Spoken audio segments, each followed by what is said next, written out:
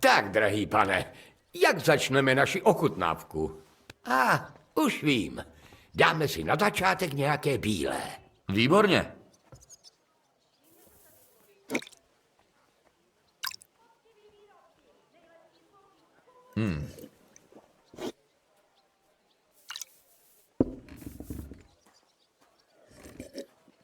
Inu, co na to říkáš? Vanilkový tóny nejsou zrovna obvyklý. A musím říct, že i ta jarní zelenkavá barva je skvělá. Máš pravdu, má vzácný chuťový i barevný tón. Je to v zásadě lehké víno. Mám ho rád, protože se hodí ke všemu. Když nevím, co podávat, vytáhnu moravské bílé. Můj tchán si ho oblíbil. Letos mu bude požehnaných 70 let. Tak mu věnuju pár soutků, aby měl to stáří trochu veselější. To bych nedělal, pane. Podle Galéna není dobré podávat starým a nemohoucím chladné víno. Sami o sobě jsou chladní.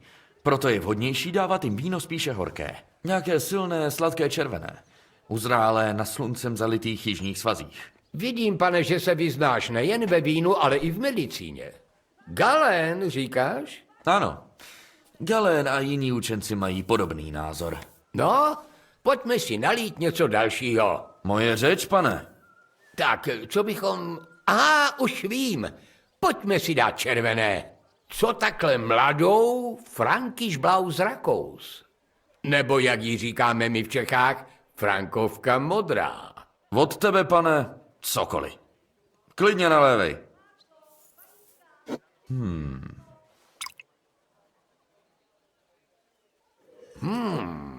Docela ucházející ročník. Na můj vkus příliš trpké. Ale říkal si, že je to mladá Frankovka. Cítím tam tóny černého rybízu a barva je temná až fialová, jak má být. Ano, ta barva mi vždycky učaruje. Je to skoro jako pít z kalamáře. Ingous jsem nikdy nepil. Doporučuješ ho? Můj děda vždycky říkal, dokud nevyzkoušíš, nevíš. Podle toho hesla žil i umřel. Aha. Co se mu stalo? Ale chudák stařík trpěl na vředy. Jednoho dne, přesně podle svého hesla, zkusil jako léčbu pití kořálky. Že prý vypálí červa, říkal. No, vypálil ho tak důkladně, že do týdne skonal. Čest jeho památce. Na tvého děda a jeho přínos pokroku v léčitelství.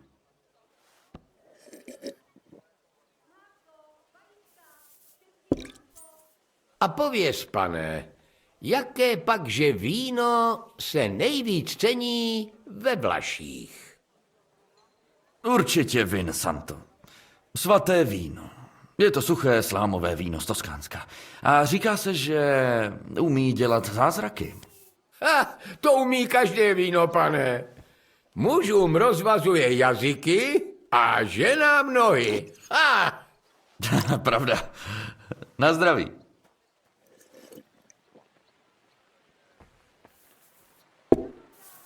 Nuže, pojďme pokročit k dalšímu. Aby jsme to s tou kvalitou nepřehnali, osvěžme se něčím přízemnějším. Je-libo Hippokras? Ale jistě. Ty lepší vína dost stoupají do hlavy. Rád přiznám, že si ho čas od času dopřeji. Není zač se stydět, pane. Udělat dobrý Hippokras není jen tak. V tom mém je navíc jedna zvláštní ingredience. Schválně, jestli to poznáš, pane.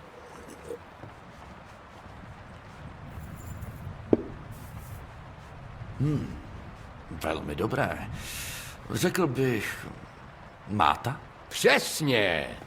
Dává tomu vínu čerstvost, nemyslíš? A navíc tady jí za šenkem roste celá zahrádka. Už ani nevím, kam ji dávat. Čerstvost nechybí, ale říz ano. Myslím, že tvoje kuchta zapomněla něco přidat. Zázvor.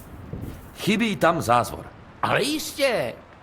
Kuchařka mi říkala, že na trhu nebyl. Máš v skutku vytříbený jazyk, pane, jen co je pravda. Po tom Hippokrasu bychom si mohli dát něco vznešenějšího. Mám tu vzácné uherské víno z Egeru. Velice silné a velice sladké. Jsem s ním. Na slabý víno už není čas. Moje řeč, pane.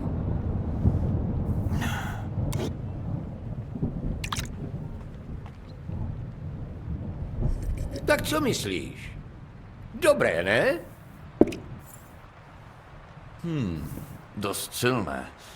Zrálo v dubovém sudu zcela nepochybně. Barva je taky výtečná.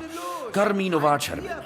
Vůně je těžká, kořeněná, až dusivá. Popravdě doteď jsem moc uherského vína nepil, ale asi s tím začnu. Zrovna tohle víno z Egeru jsem pil na hostině pořádané k oslavě nové městské rady. Uherská vláda, uherské víno a uherské pochoutky. Tak jsem se těšil, že si pochutnám na uherských klobáskách nebo paštice, ale odešel jsem zklamaný. Jak to? Nejdřív před nás nosili melouny, jablka, švestky a vůbec všemožné ovoce. A nakonec se servírovala ryba. Ryby nejím a po ovoci krkám. Takže jsem byl na hostině o hladu. Lituju tvého roztrpčení, ale myslím, že jídlo vybrali dobře. Vážně? Znovu se musím odkázat na Galéna a jeho moudrost. Ryba i ovoce jsou jídla, která v sobě mají chladnou esenci. Proto je potřeba všechno vyvážit horkým vínem. Jako je třeba fenomenální uherské, protože je sladké a silné. Dobře, u ryby to chápu. Ta žije ve vodě. Ale ovoce přece zraje na slunci. Tak proč je považované za chladné? Protože nemá žádnou krev. A ryba sice krev má, ale žije ve vodě. Takže je podle Galéna studená. Díky za vysvětlení. Leco jsem o těch pravidlech slyšel, ale takhle pěkně si mi to vysvětlil až ty. Ale Galén, negalén, já bych k červenému radši kachní paštiku. Ale samozřejmě. Nejdůležitější je, že ti chutná, pane. Tak to si můžem škrtnout u hry. Kam dál? Co třeba něco místního? Všiml jsem si, že kolem Kutný Hory jsou vinice. Ale samozřejmě, máme vinice. Révu z Burgund jsem nechal dovést sám císař Karel. Naši místní vinaři umí vypěstovat skvělé hrozny. Ale teprve se učí, co má přijít potom. Místní víno se hodně ředí, dochucuje všelijakým svinstvem a tak brzo zoctovatí. To mi neříkej, že nemáš ani kapku něčeho místního, co by se dalo pít. No, mám tu klášterní tajemství. Víno ze sedleckého kláštera. Můj bratranec Jeroným je správce na klášterní vinici. Proč se mu říká tajemství? Ochutnej a uvidíš.